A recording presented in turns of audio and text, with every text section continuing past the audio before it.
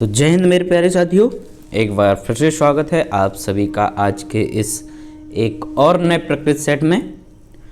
तो आज आपके लिए ये जूनियर असिस्टेंट हुआ, चाहे लेखपाल हो, बीपीओ हो, एग्रीकल्चर वाला आपका डिपार्टमेंट वाला टीए हो, ठीक है। जूनियर असिस्टेंट के आपके दोनों जो वैकेंसी हैं 5512 और 2702 वाली, ठीक है। इन दोनों के लिए आपका ये लाभकारी है जो भी मेरे भाई बहन तैयारी कर रहे हैं। और जिन्होंने अभी तक 2702 वाला फॉर्म फिल नहीं किया है तो दोस्त फॉर्म उसको फिल कर दें, है ना, क्योंकि अब लास्ट डेट जो है आपकी वो नज़दीक आ रही है। 21 जनवरी है शायद लास्ट डेट, ठीक है। तो आप इसको फिल कर दीजिए। और आप जानते हैं कि हिंदी और जो जीके है तो UPSSC द्वारा जितनी भी आपकी परीक्षाएं कंडक्ट कराई जाती हैं उन सभी का सिलेबस सेम ही होता है ना। तो हिंदी सभी में आनी है, सामान्य ज्ञान सभी में आनी है, तो आप सब इसको पढ़ सकते हैं। ऐसा कोई बाउंडेशन नहीं है कि केवल जूनियर असिस्टेंट वाले ही इस क्लास को पढ़ेंगे या इस प्रैक्टिस सेट को सॉल्व करेंगे। तो ये दूसरा प्रैक्टिस सेट है साथियों, और आप लोगों से बड़ा विनम्र अनुरोध है कि आप लोग वीडियो को पूरा ज़रूर देखिए, है ना।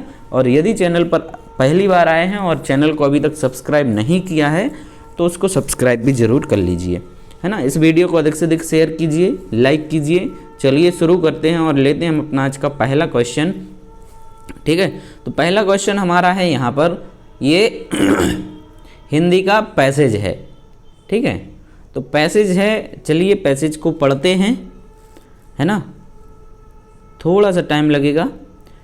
पैसेज पढ़ते कह रहे आवश्यकता इस बात की है कि हमारी शिक्षा का माध्यम भारतीय भाषा हो जिसमें राष्ट्र के हृदय मन प्राण के सूक्ष्मतम और गंभीरतम संवेदन मुखरित हों, और हमारा पाठ्यक्रम यूरोप तथा अमेरिका के पाठ्यक्रम पर आधारित ना होकर हमारी सांस्कृतिक परंपराओं एवं आवश्यकताओं का प्रतिनिधित्व करे।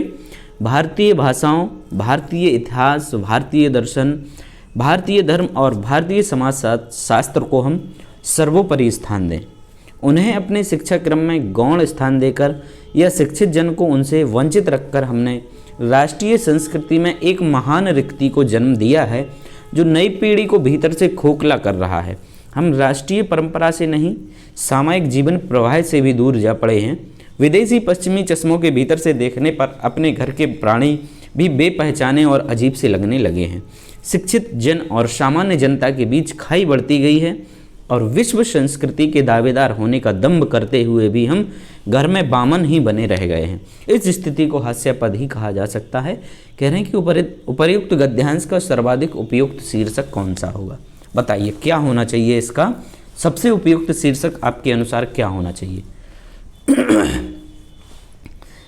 ऑप्शन ए कह रहे हैं कि हमारा शिक्षा माध्यम और पाठ्यक्रम, बी कह रहे हैं शिक्षित जन और सामान्य जनता, सी हमारी सांस्कृतिक परंपरा, और डी है शिक्षा का माध्यम। ठीक है, तो यहाँ पर जो करेक्ट आंसर होगा मेरे भाई वो होगा ऑप्शन नंबर ए, हमारा शिक्षा माध्यम और पाठ्यक्रम, ठीक है ना। चलिए दूसरा क्वेश्चन देखते हैं। कह रहे हैं हमारी शिक्षा का माध्यम भारतीय भाषा इसलिए होना चाहिए क्योंकि उसमें ऑप्शन ए कह रहे हैं कि विदेशी पाठ्यक्रम का अभाव होता है, भारतीय इतिहास और भारतीय दर्शन का ज्ञान निहित होता है, सी है सामायिक जीवन निरंतर प्रवाहित होता रहता है, और डी है भारतीय मानस का स्पंदन ध्वनित होता है।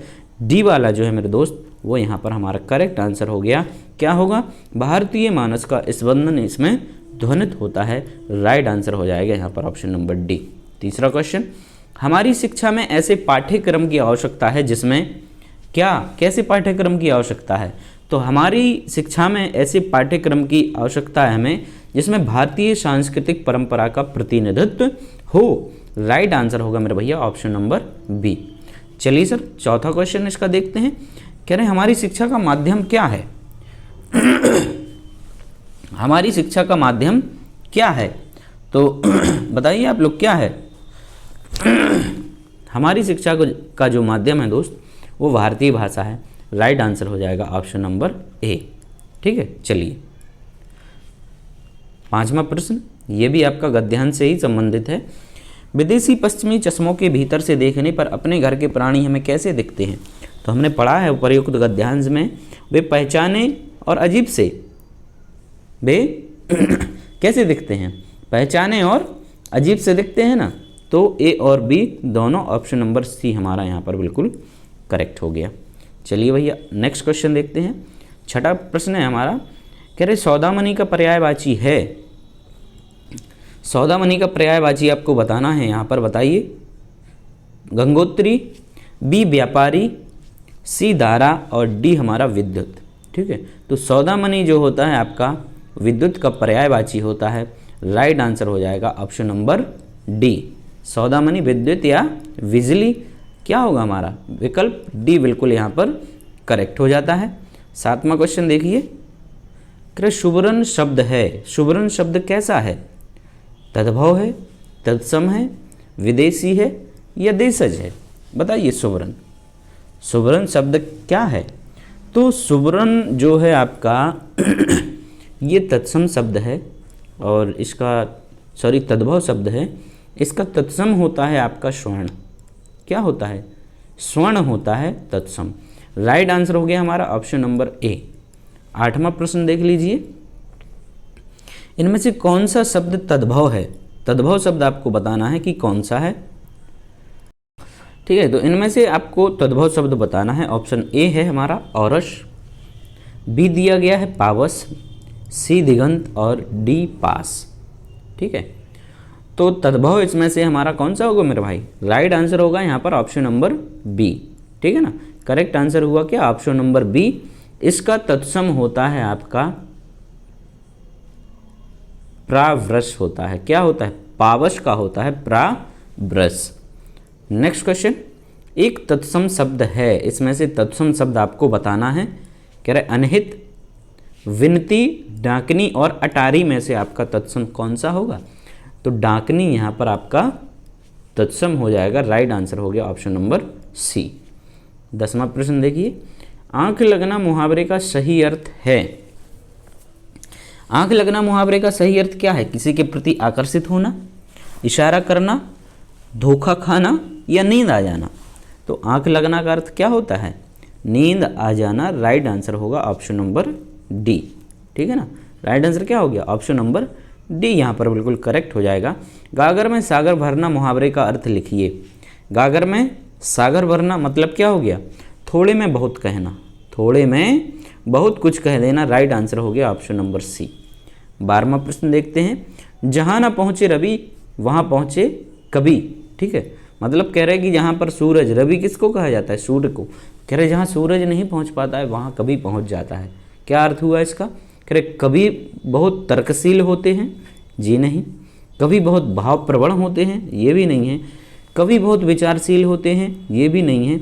मतलब कभी कल्पना बहुत अच्छी करते हैं। ठीक है, कभी बहुत कल्पनाशील होते हैं, तो अपनी कल्पनाओं में भी वो कहीं भी पहुंच जाते हैं। राइट आंसर हो गया ऑप्शन नंबर डी। 13वां प्रश्न, मेले में बच्चा खो गया, वाक्य को शुद्ध कीजिए। मेले में बच्चा खो गया, तो इसका शुद्ध ये होना चाहिए कि बच्चा मेले में खो गया। ठीक है, बच्चा कहाँ खो गया? बच्चा मेले में खो गया। राइट आंसर हो जाएगा ऑप्शन नंबर ए। 14वां प्रश्न, निम्नलिखित में से शुद्ध वाक्य का चयन कीजिए। शुद्ध वाक्य चलिए पढ़ते हैं। पहला ऑप्शन कह रहे हैं कि अधिकारियों ने कागजात का निरीक्षण किया है। कागजात का निरीक्षण नहीं होता है, निरीक्षण होता है किसी साइट का या किसी प्रोजेक्ट का। ठीक है, जो चल रहा है।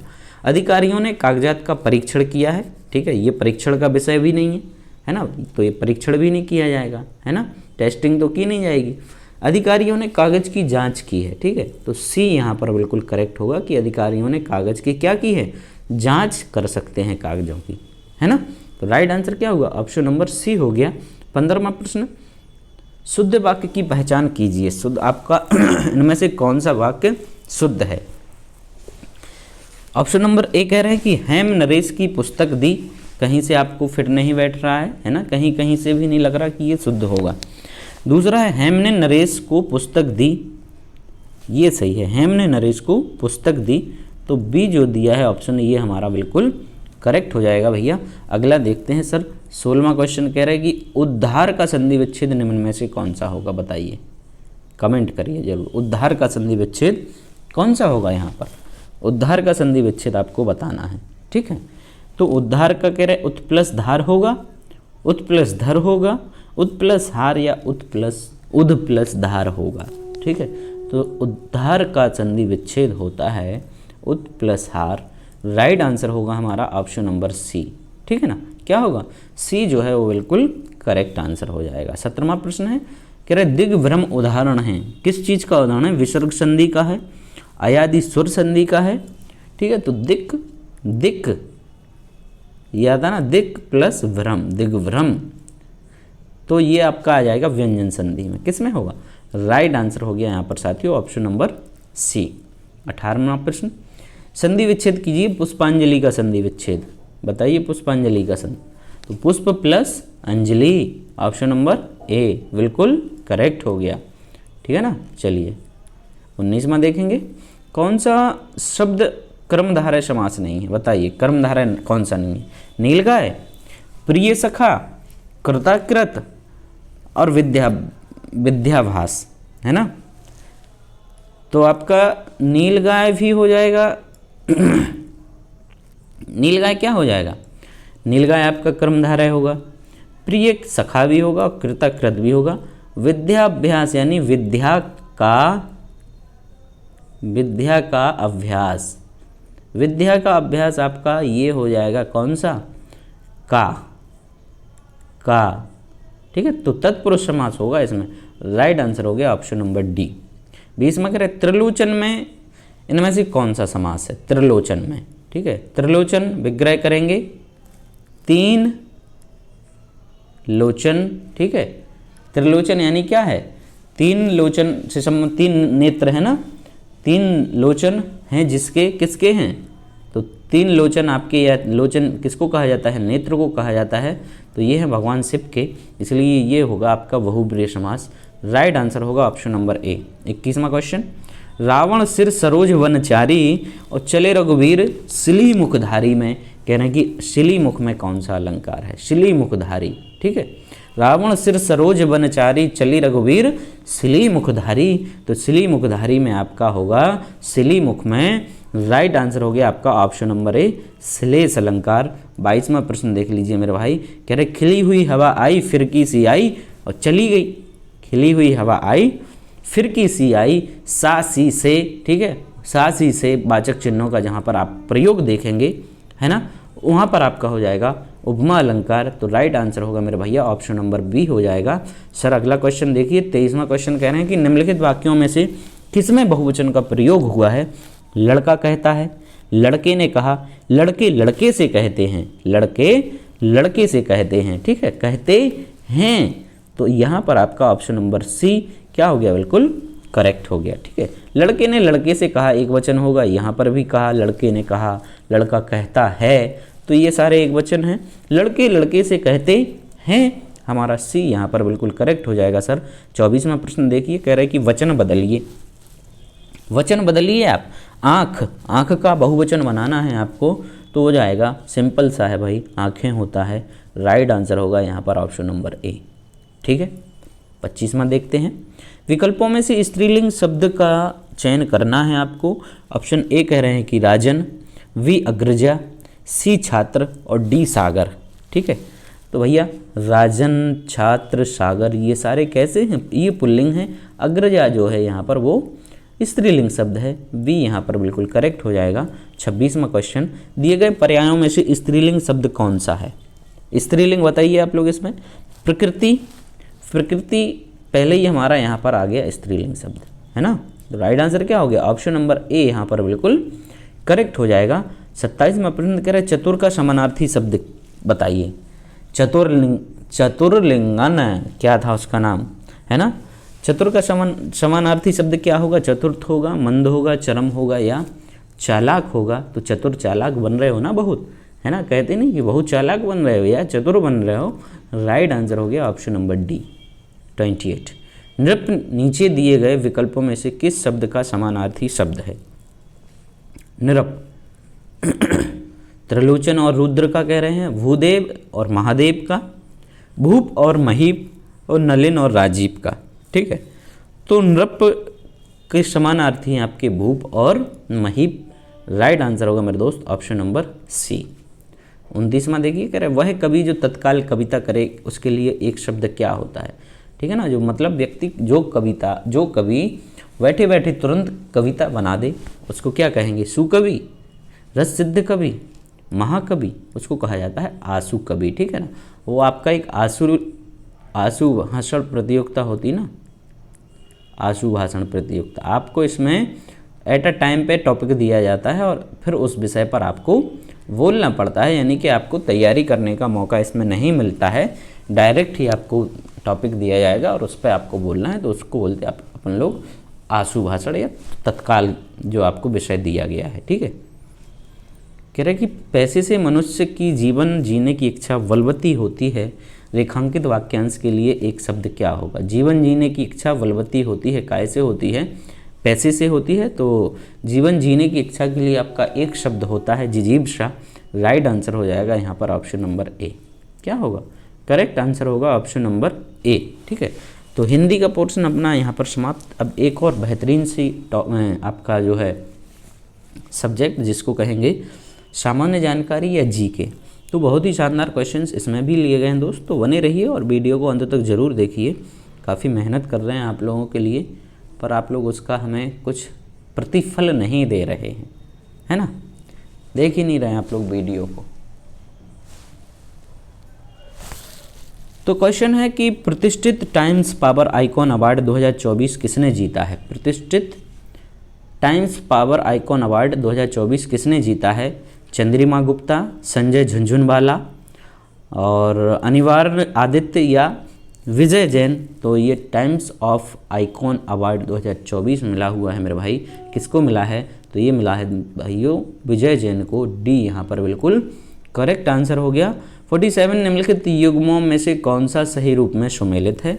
पहला ऑप्शन कह रहे हैं कि दीवाने वंदगान तुगलक से संबंधित है, दीवाने मुस्तकराज बलबन से है, दीवाने कोही अलाउद्दीन खिलजी से है और दीवाने अर्ज आपका मोहम्मद तुगलक से है। ठीक है, तो यहाँ पर जो सही सुमेलित है पहले ही है हमारा दीवाने बंदगान तुगलक से है, दीवाने मुस्तकराज और आपका दीवाने कोही ये दोनों तुगलक से संबंधित हैं आपके। ठीक है, दीवाने अर्ज आपका वलवन से संबंधित है। ठीक, चलिए 48 क्वेश्चन कह रहे women premiere league WPL IPL है जैसा उसका आपका फीमेल वर्जन WPL 2024 का खिताब किस टीम ने जीता। ठीक है, तो किसने जीता था बताइए भैया, कमेंट जरूर करिए आप लोग। WPL 2024 का खिताब किसने जीता था। मुंबई इंडियंस ने, यूपी वॉरियर्स ने, दिल्ली कैपिटल्स ने या रॉयल चैलेंजर्स बेंगलोर ने। ठीक है, तो ये इन दोनों के जो है आपस में हुआ था, इन दोनों के बीच में दिल्ली कैपिटल वर्सेस RCB है ना, तो इसमें आपकी RCB जो है इसमें विजेता रही थी। राइट आंसर हो जाएगा ऑप्शन नंबर डी।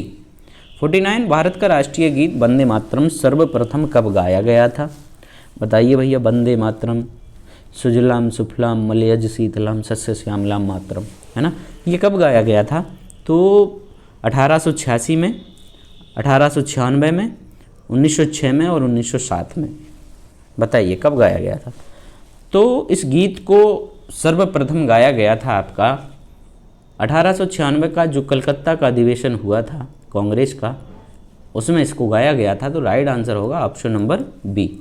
50वां प्रश्न, किस अर्थशास्त्री को वर्ष 1998 में गरीबी और अकाल पर किए गए उसके अध्ययनों के लिए अर्थशास्त्र का नोबेल पुरस्कार प्रदान किया गया था। अर्थशास्त्र का नोबेल पुरस्कार प्रदान किया गया था 1998 में, तो ये गैरी एस बेकर को किया गया था दोस्त। राइट आंसर होगा यहाँ पर ऑप्शन नंबर बी। ठीक है, चलिए सर अगला देखते हैं। ब्रिटिश शासन को भारत में उखाड़ फेंकने के लिए इनमें से किसने फ्रांसीसियों की मदद मांगी थी। फ्रांसीसियों की मदद किसके द्वारा मांगी गई थी ब्रिटिश शासन को भारत से उखाड़ फेंकने के लिए। कह रहे संभाजी ने मांगी थी, शिवाजी ने, हैदर अली ने और टीपू सुल्तान। तो राइट आंसर है यहाँ पर आपका option number D, Tipu Sultan ने फ्रांसीसियों से मदद मांगी थी कि भैया आप हमारी मदद कर दो इनको यहाँ से भगाने में। ठीक, चलिए 52 कह रहे कि गलत जोड़ा आपको बताना है। बांदीपुर अभ्यारण्य कर्नाटका में है, बिल्कुल सही बात है। सरिस्का अभ्यारण्य आपका राजस्थान में है, ये भी बिल्कुल सही है। अन्नामलाई अभ्यारण्य आपका तमिलनाडु में है, ये भी बिल्कुल सही है।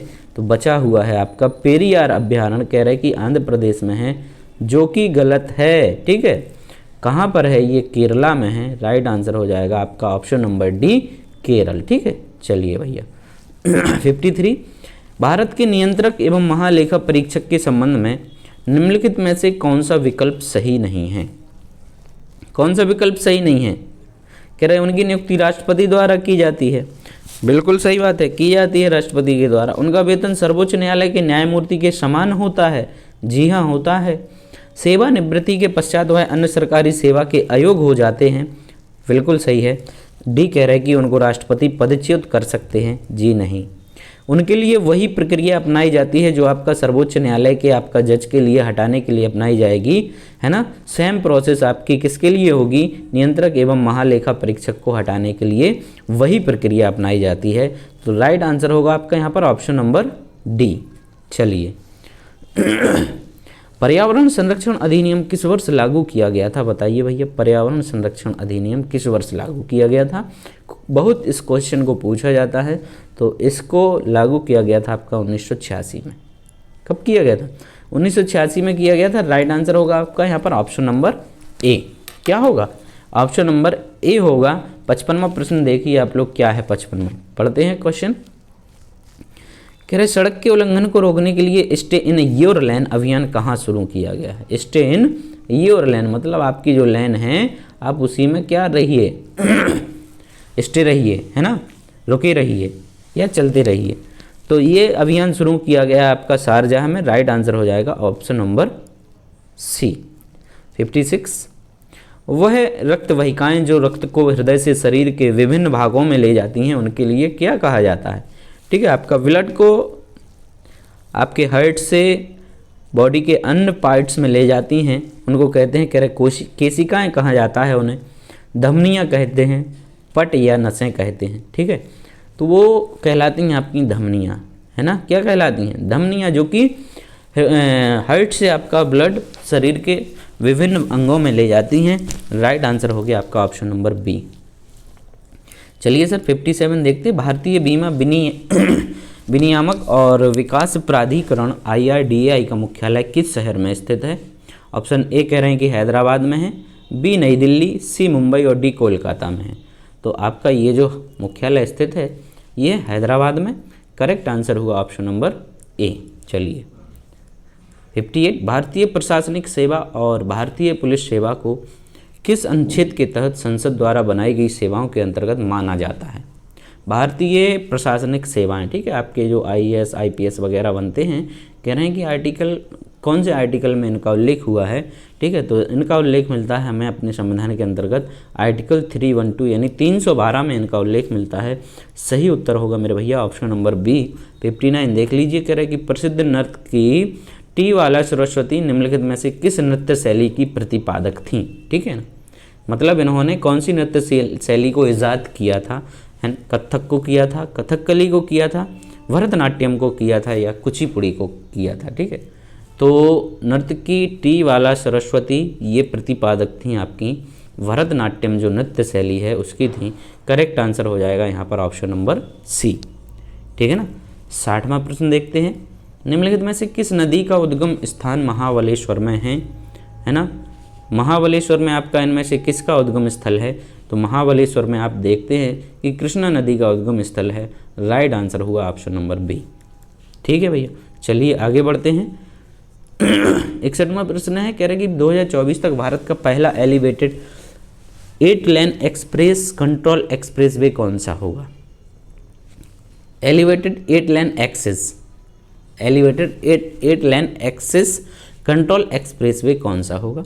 ठीक है ना। तो एक अपने आप में बिल्कुल अलग सा ही एक्सप्रेसवे होने वाला है ना अभी तक का। तो ये है आपका द्वारका एक्सप्रेसवे। राइट आंसर हो जाएगा ऑप्शन नंबर बी। ठीक है। 62, निम्नलिखित में से कौन सा एक अप्रत्यक्ष कर है? अप्रत्यक्ष कर इनमें से कौन सा है? कह रहे GST, संपत्ति कर, आयकर और पूंजीगत लाभ कर। तो यहाँ पर GST आपका कैसा है? एक अप्रत्यक्ष कर है। आगे बढ़ते हैं, कह रहे फतवाए आलमगिरी मुस्लिम कानूनों का एक संकलन निम्नलिखित में से किस शासक के शासनकाल में लिखा गया था?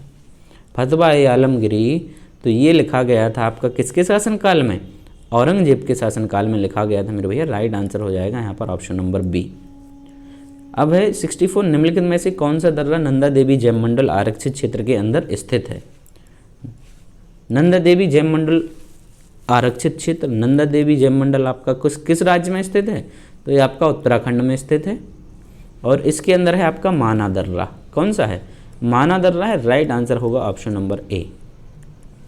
ठीक है, 65वां देखते हैं। कह रहे केंद्र सरकार ने जुलाई 2023 से भारत के बाहर अंतर्राष्ट्रीय स्तर पर सभी पर कर के क्रेडिट कार्ड लेन देन पर कितने प्रतिशत TCS लगाने की घोषणा की है? कितने % TCS लगाने की घोषणा की है? तो ये आपकी 20% इसमें लगाई जाएगी। राइट आंसर होगा ऑप्शन नंबर डी। तो ये था आपका जीके हिंदी प्लस जीके का। अब आपके लिए दूसरा वीडियो इसके जस्ट बाद प्रोवाइड कराया जाएगा, जिसमें आपको कंप्यूटर और यूपी स्पेशल के शानदार क्वेश्चंस देखने को मिलेंगे। तो आप लोग उस वीडियो को भी अधिक से अधिक देखिए, शेयर कीजिए दोस्त, हमसे जुड़िए, है ना। Thank you.